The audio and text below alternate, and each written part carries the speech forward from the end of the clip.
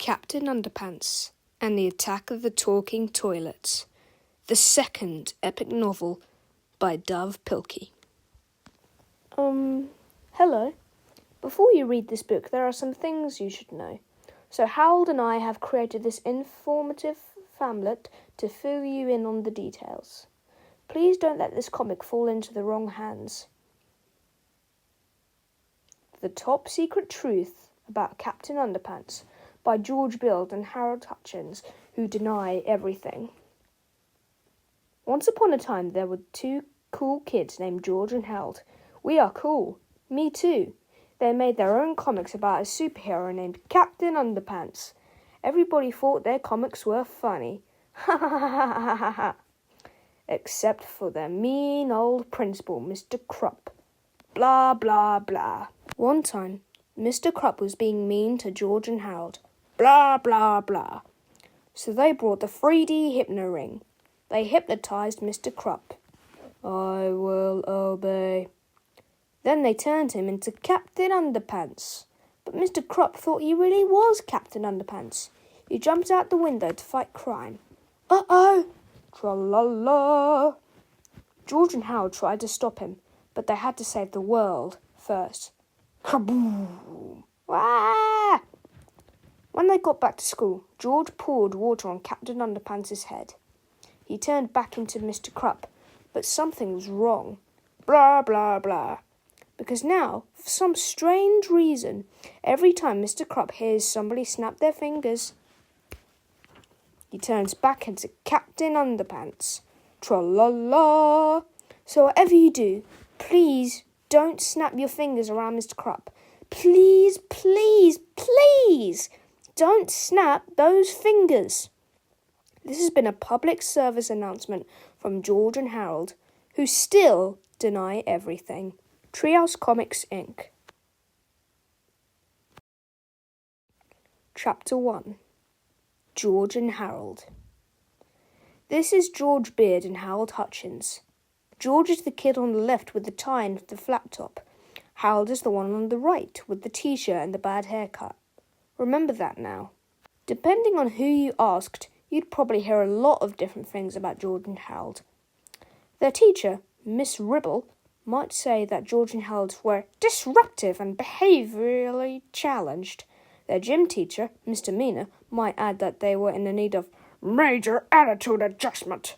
Their principal, Mr. Krupp, would probably have a few more choice words to include, like sneaky and criminally mischievous, and I'll get those boys if it's the last thing I... Well, you get the idea. But if you ask their parents, they'd probably tell you that George and Harold were smart and sweet and very good-hearted, even if they were a little bit silly at times, especially now when they changed one of Joe's furniture signs from "Come in and see our pretty armchairs" to "Come and see our hairy armpits." I'd have to agree with their parents. But even so, their silliness did get them into a lot of trouble sometimes. In fact, it once got them into so much trouble, they accidentally almost destroyed the whole planet with an army of evil, vicious, talking toilets. But before I can tell you that story, I have to tell you this story. Chapter 2. This story. One fine morning at Jerome Horowitz Elementary School, George and Harold had just left their 4th grade remedial PE class when they saw a big sign in the hallway. It was an announcement for the 2nd Annual Invention Convention. 2nd Annual Invention Convention. The grand prize is to become principals for the day. George and Harold had fond memories of last year's Invention Convention, but this year's convention was a bit different. The first prize winner got to be principal for the day. Wow, said George. Whoever gets to be principal gets to make up all the rules for the whole day. And everybody in school has to follow those rules. We have got to win first prize this year, exclaimed Harold. Just then, George and Harold's principal, Mr. Krupp, showed up. Aha! He shouted. I bet you two were up to no good. Not really, said George. We were just reading about this year's contest. Yeah, said Harold. We're going to win first prize in the contest and be principals for the day. laughed Mr. Krupp. Do you honestly think I'd let you two enter this year's contest after that stunt you pulled at last year's invention convention? George and Harold smiled and thought back to the first annual invention convention. Chapter 3. The Flashback. It was about 1 year earlier, and all of the faculty and students of Jerome Horrocks Elementary School had gathered in the gymnasium for what would later be known as the sticky chair incident. George and Harold stepped up to the microphone. "Ladies and gentlemen," said George, "Harold and I have invented something that is guaranteed to keep you all glued to your seats." "Yes," said Harold, "we call it glue." Mr. Krupp became very angry. "You two did not invent glue," he shouted. He stood up to take the microphone away from Harold, and his chair stood up with him. Everyone in the gymnasium laughed. The school secretary, Miss Anthrope, stood up to help remove Mr. Krupp's chair from his trousers. Her chair stood up with her too. Everyone in the gymnasium laughed harder. The other teachers stood up, and you guessed it, they were stuck to their chairs as well. Everyone in the audience howled with laughter. One kid stood up to go to the toilet, and his chair came up with him also. The audience stopped laughing so hard. They all quickly checked their chairs. Suddenly, the laughter stopped completely. Everyone in their whole school was glued to their seats. You see, while it was true that George and Harold had not invented glue, they had invented a new kind of glue. By simply mixing putty with concentrated juice mix, they had created a quick-drying, body-heat-activated glue. Then they had applied this special glue to every seat in the gymnasium, except theirs, earlier that morning. Everybody in the gymnasium was glaring at George and Harold and seething with anger. "I've got a good idea," said George. "What?" asked Harold. "Run!" cried George. George and Harold were grinning from ear to ear, remembering their silly invention and the chaos that followed. "That was hilarious," laughed Harold. "Yeah," chuckled George. "It'll be hard to top that this year." "Well, you won't get a chance this year," said Mr. Krupp. He took out a magnifying glass and held it up to the fine print on the sign.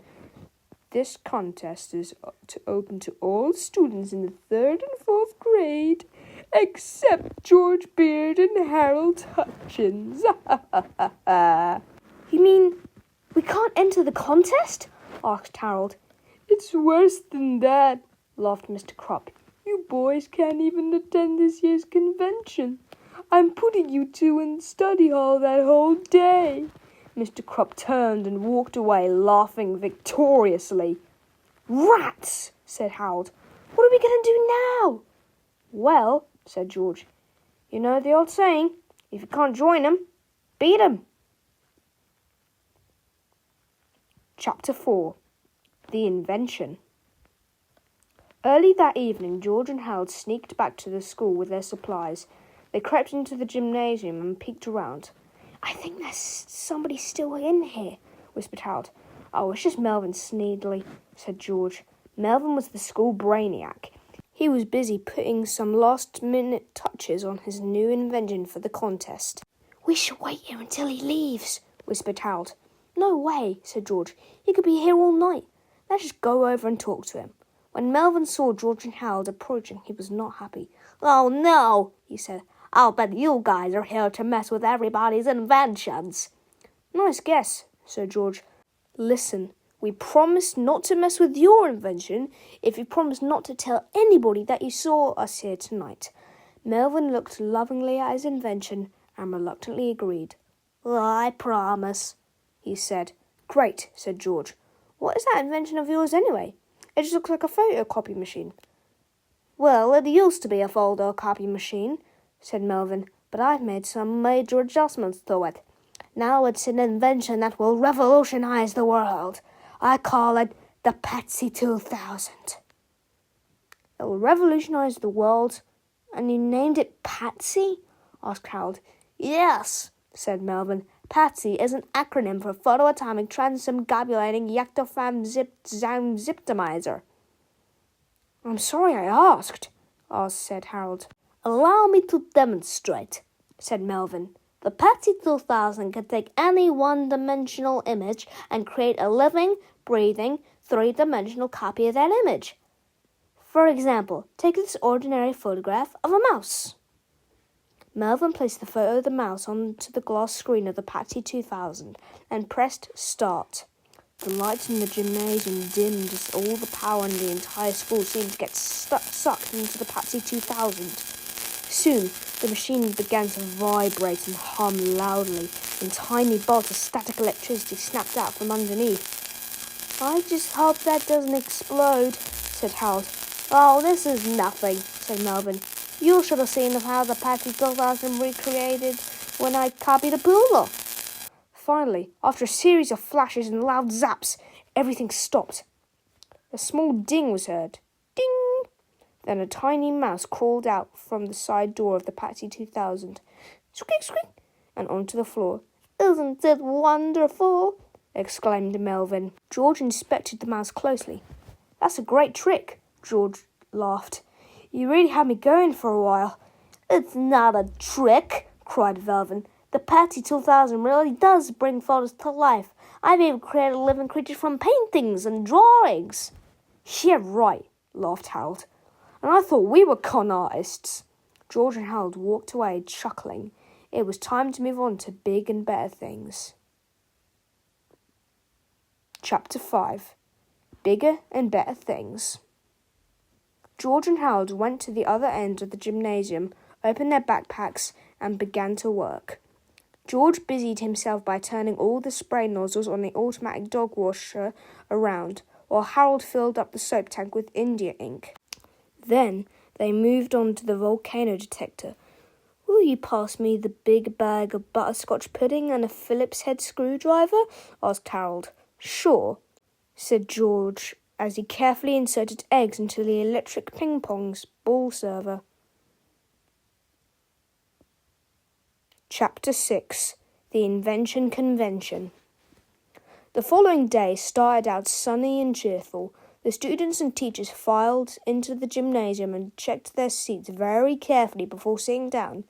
"Greetings," said Mr. Krupp, who was standing up at the microphone. "You don't need to worry about sticky seats today," he said. "I've taken measures to ensure that this invention convention won't be a disaster like last year's." Everyone settled in as Madison Mancini, a third grader, stepped on stage to demonstrate her automatic dog washer. "First," said Madison, "you put your dog in the tub. Then you press this button."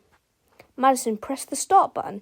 At first, nothing happened. Then suddenly, a spurt of inky black water sprayed up and out over the crowd. Everyone, except the dog, got soaked as Madison tried desperately to turn off the sprays. "I can't stop it!" she cried. "Someone turned all the nozzles around!" "Now who could have done that?" asked Mr. Krupp. Next up was Donnie Schomer with his electric ping-pong ball server. He turned the machine on, and immediately it began hurling extra-large grade A eggs into the crowd. "Foo, foo, foo, foo, foo," went the machine. "Splat, splat, splat, splat, splat," went the eggs. "I can't turn the machine off," cried Donnie. "Somebody jammed a paperclip into the controller." "Now who could have done that?" asked Miss Ribble. Freddie Moore's volcano detector was also a big flop. When Freddie connected the circuits to the 9-volt battery, a large spring, which had been crammed into the centre of his miniature volcano, launched a giant plastic bag of butterscotch pudding high into the crowd. It landed somewhere between the third and fourth rows. Splat! "Hey!" whined Freddie. "Somebody put pudding in my volcano." "Now who could have done that?" asked Mr. Meena. The rest of the day went on the much same way, with people shouting everything from, "Hey, who put oatmeal in my solar-powered leaf blower?" to, "Hey, who let all the mice out of my treadmill dune buggy?"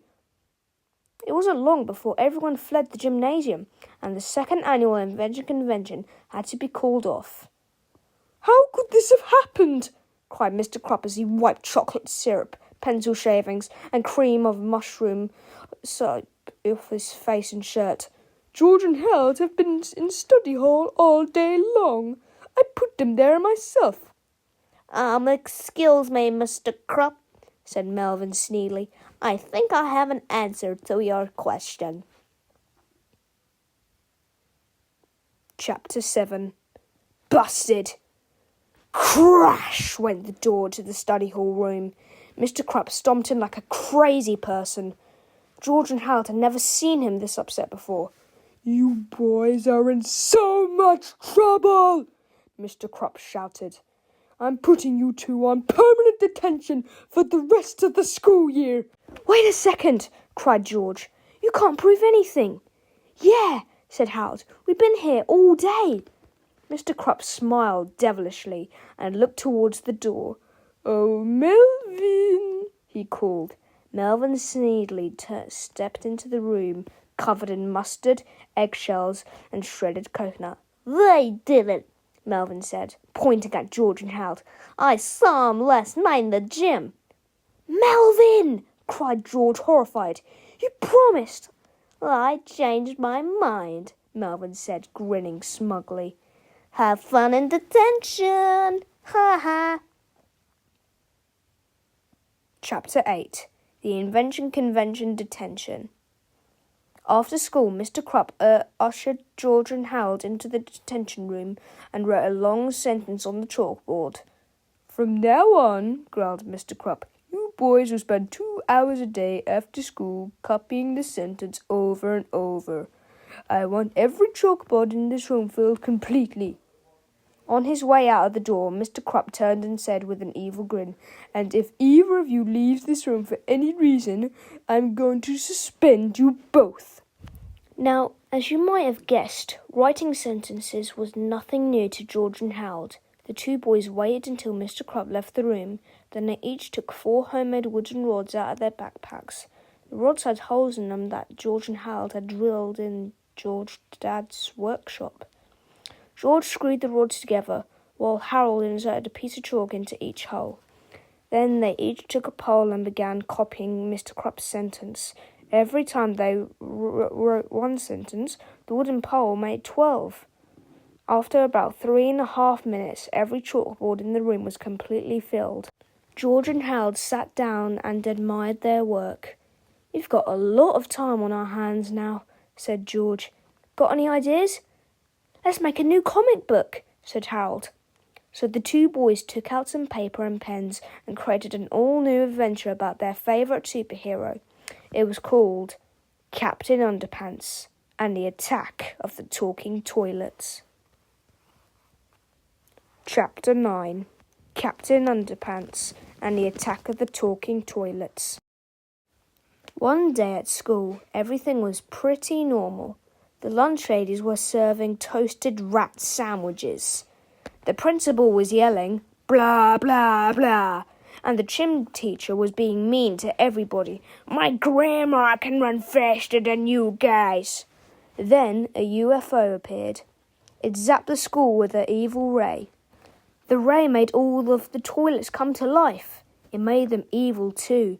The toilets were hungry. Yum, yum, eat 'em up. So they ate the gym teacher. "Help! The toilets just scratched somebody's car and ate up the gym teacher. Lord have mercy." "Was it my car?" "This looks like a job for Crash! Captain Underpants."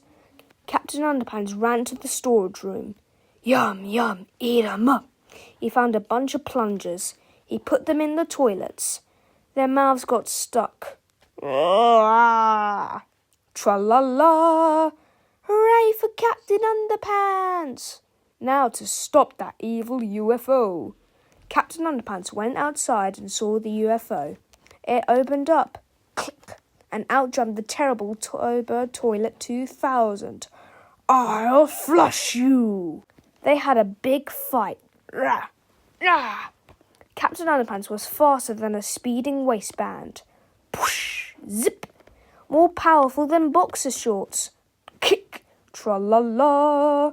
And able to leap tall buildings without getting a wedgie. Captain Underpants snuck up behind the Turbo Toilet 2000 and gave him a wedgie. Wedgie power! Ouchie!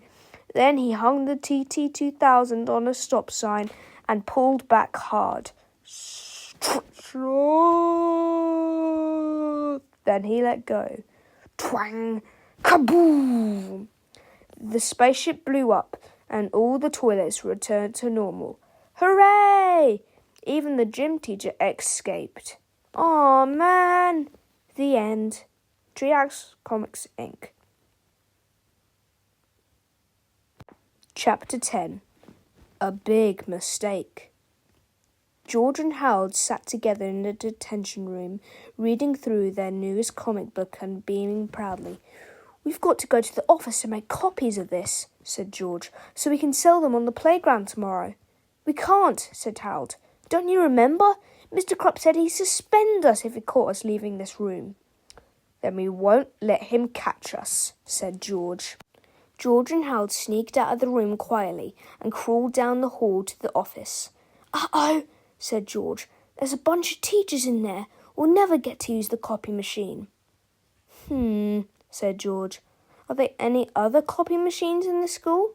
"How about the one Melvin had in the gym?" asked Harold. "Oh, yeah," said George. George and Harold crept over to the gym and found the Patsy 2000. "I wonder if this machine still makes copies," said Harold. Melvin did say he had some adjustments to it." "Oh, he probably just crammed a mouse in there to fool us," said George. "It's the oldest trick in the book. I'm sure the machine still makes normal copies." George placed the cover of their new comic book face down on the glass screen and pressed start. All at once, the lights in the whole school dimmed and the Patsy 2000 began to shake and clunk around wildly. Giant volts of static electricity zapped out of the bottom of the machine as a great whirlwind rose from the top. Loose papers and other small objects in the room were sucked into the wind, and they spun above the machine like a raging cyclone.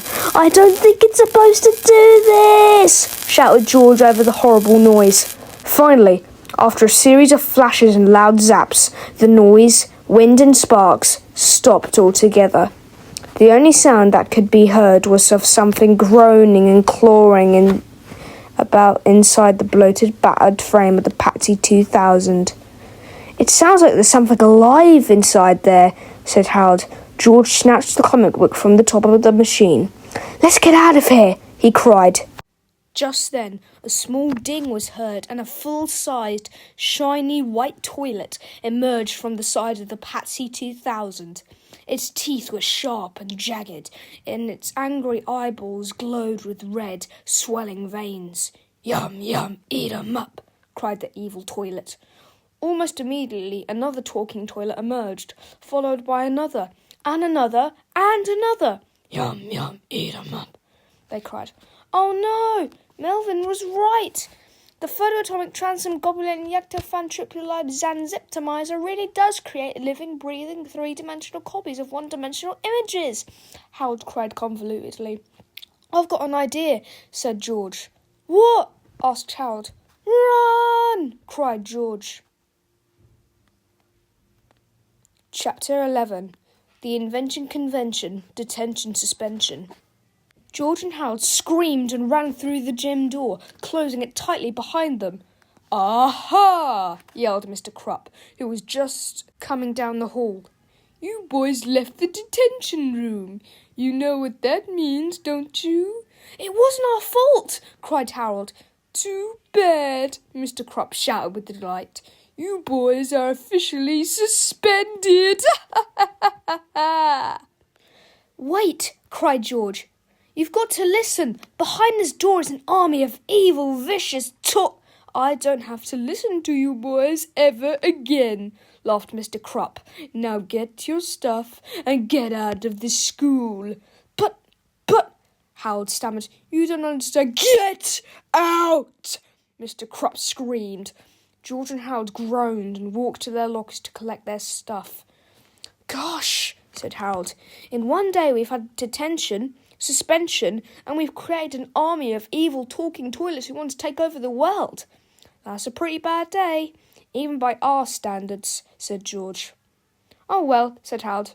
"I just hope things don't get any worse."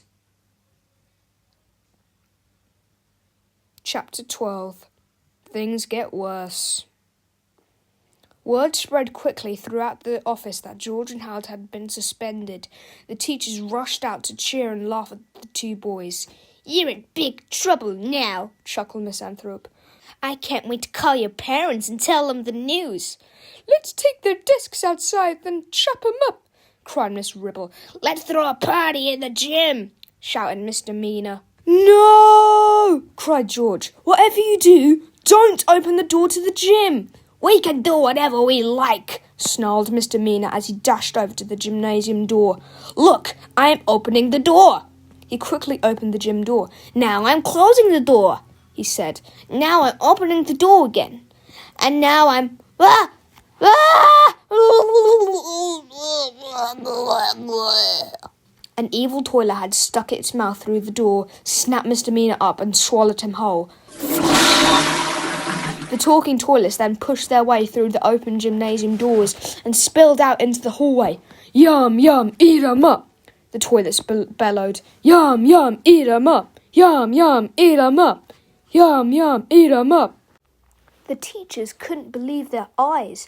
They screamed and ran for their lives. Only Mr. Krupp, Miss Ribble and George and Harold remained, frozen in fear. They watched, paralysed, as the talking toilets came nearer and nearer. Finally, Miss Ribble pointed at the toilets and snapped her fingers. "Go away!" she cried. "Go away this minute!" But the toilets didn't listen. They moved closer and closer. Finally, Miss Ribble turned and ran. Mr. Krupp, however, just stood there in a daze.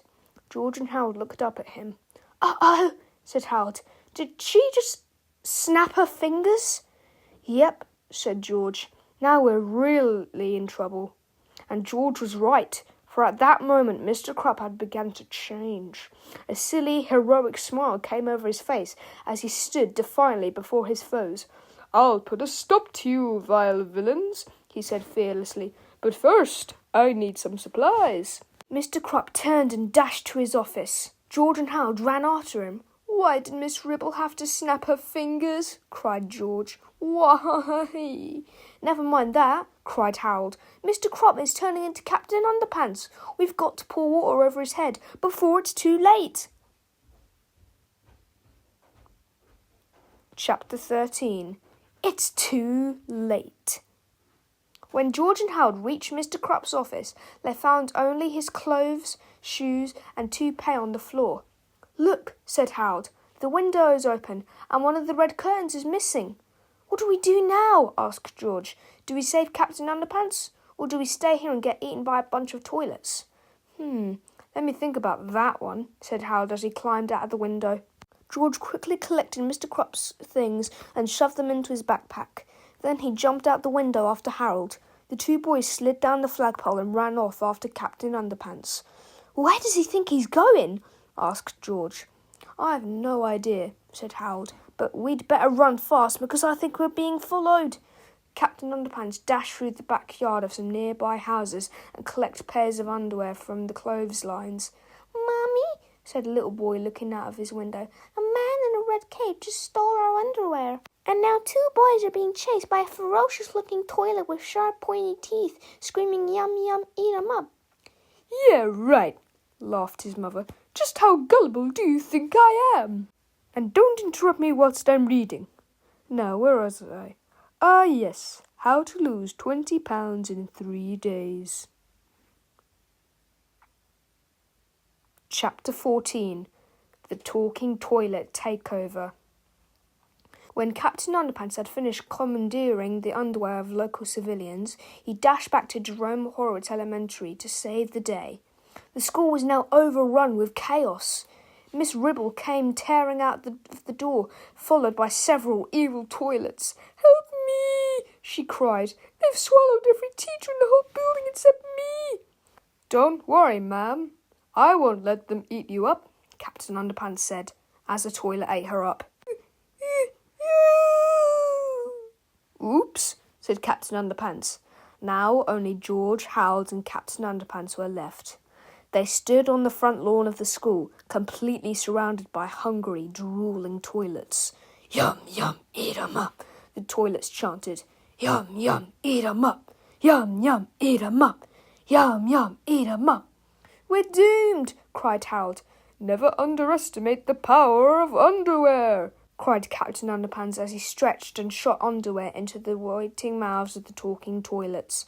Unfortunately, the toilets just swallowed the underwear whole. It only seemed to make them hungrier and hungrier. If only we could think of something that would make them really sick, said George. Yeah, Harold continued. Something so vile and disgusting it would make them all blow their guts and writhe in agony. Suddenly, George and Harold's faces lit up. Cafeteria food! They shouted, and faster than a speeding waistband, our three heroes dashed into the school. Chapter 15. Creamed minced beef to the rescue. George, Harold, and Captain Underpants got inside the school safely and closed the front door behind them. I think the toilets are all outside, said George. But not for long, said Harold. Quickly they ran to the school's kitchen and discovered a cart holding a large vat of something green and sludgy. Yuck, said George, holding his nose. What is this stuff? I think it's tomorrow's lunch, said Harold. Perfect, said George. I thought I'd never be glad to see creamed minced beef. Harold pulled the cart across the playground as the toilets zipped after them. Fire one! Cried Captain Underpants. George shot a glob of cream minced beef into the first toilet's mouth. The toilet swallowed it whole. Thunk! Harold kept pulling as George scooped another serving into the underwear and pulled it back. Fire two! Cried Captain Underpants. Zip! Went the cafeteria food right into the second toilet's mouth. The whole process repeated itself until every last toilet had swallowed at least 2 servings of creamed minced beef. We're almost out of ammo, Captain Underpants shouted.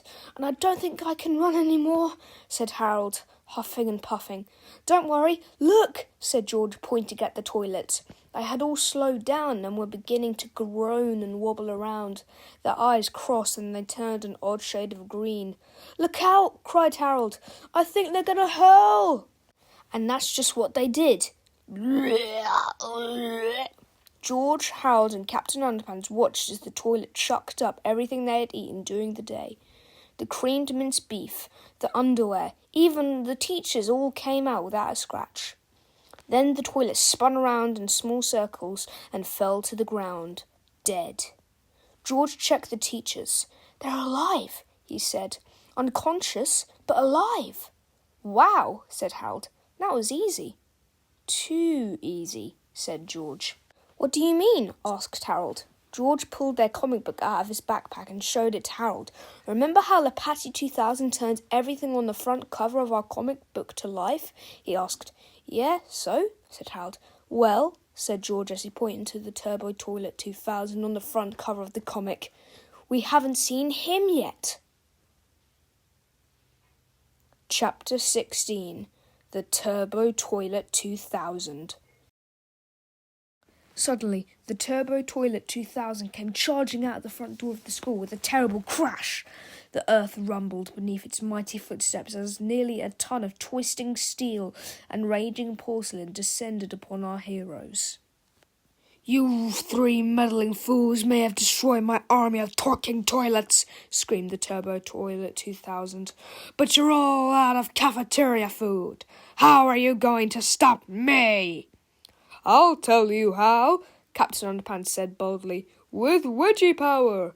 Wait, Captain Underpants, cried George. You can't fight that thing. He'll rip you to pieces. Boys, said Captain Underpants nobly, I must fight valiantly for truth, justice, and all that is pre-shrunk and cottony. Captain Underpants leaped onto the Turbo Toilet 2000, and the battle began. I sure hope this doesn't lead to extremely graphic violence, said Harold. Me too, said George. Chapter 17. The Extremely Graphic Violence Chapter, Part 1. In Fliporama. The following chapter contains intense scenes for showing a man in his underwear battling a giant toilet. Please do not try this at home. This is a warning. Wedgie power versus potty power. Ow! Oh no! The potty power punch prevails! Urgh! Urgh! Urgh! Ow! The carnivorous commode captures the captain. Rum, rum, rum, rum, rum, rum, rum, rum, rum.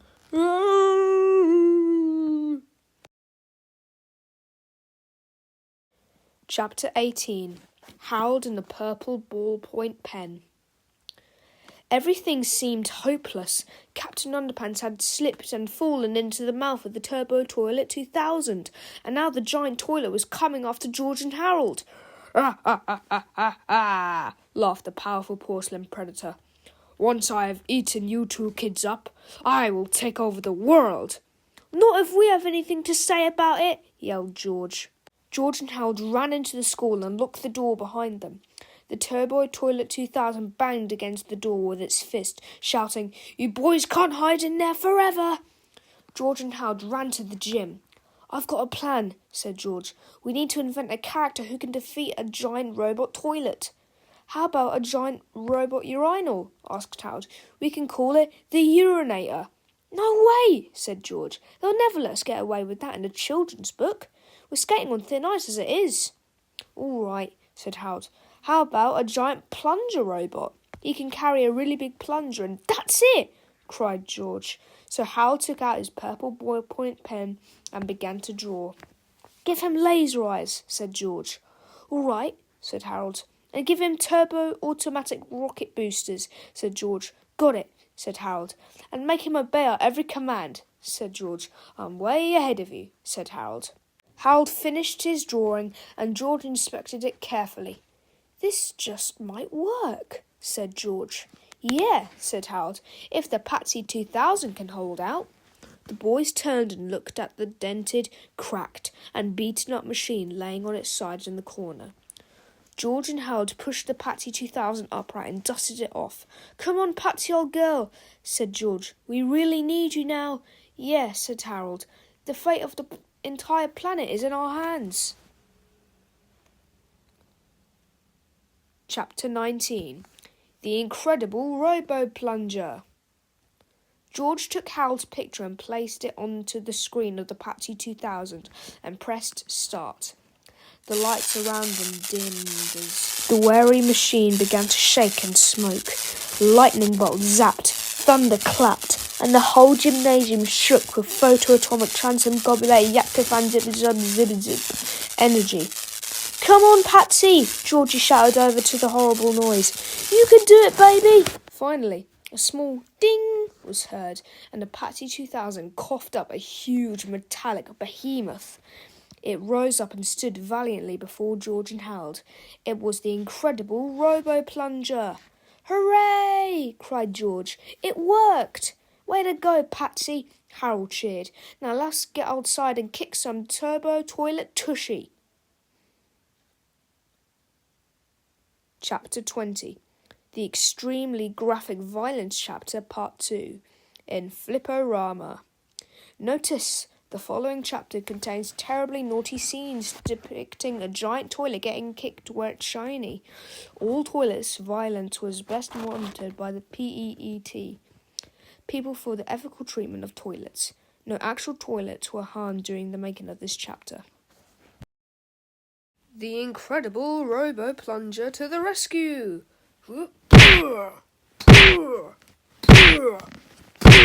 Ow! The Incredible Robo-Plunger kicks the TT-1000's tushy! Ow!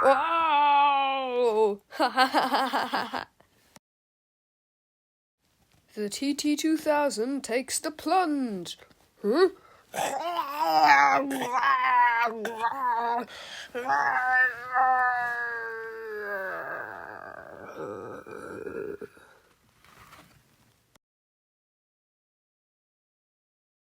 Chapter 21.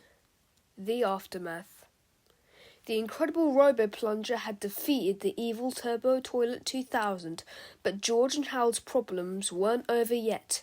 They reached into the crumpled mouth of the TT-2000 and pulled out their principal. "What happened here?" cried Mr. Krupp. "The school has been destroyed. The teachers are all unconscious, and I'm standing here in my underwear." "Uh-oh," Harold whispered. "Captain Underpants must have got toilet water on his head. He's turned back into Principal Krupp." George took Mr. Krupp's clothes and hair out of his backpack and handed them to him. "I'm ruined," Principal Krupp whined as he dressed himself. "I'm going to be held responsible for this mess. I'm going to lose my job." "Maybe not," said George. "We can fix everything and clean up this whole mess." "Yeah," said Harold, "but it'll cost you." "Cost me what?"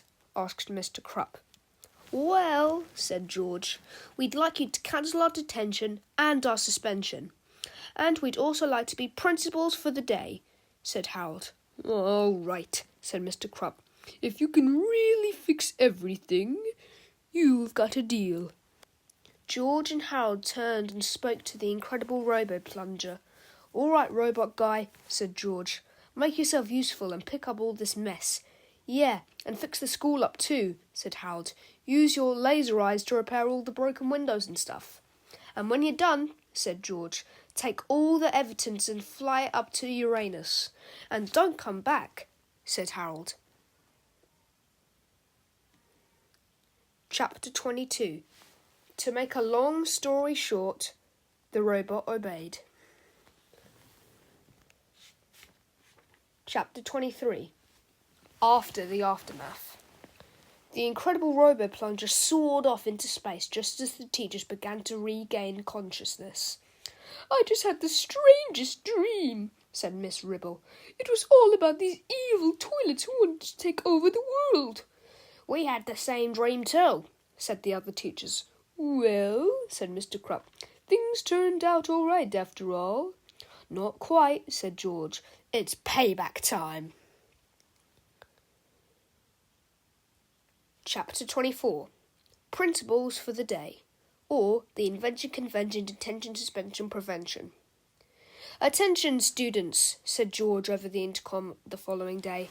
"This is Principal George. You are all excused from classes today. There will be no homework or tests, and everybody gets an A+ for the day."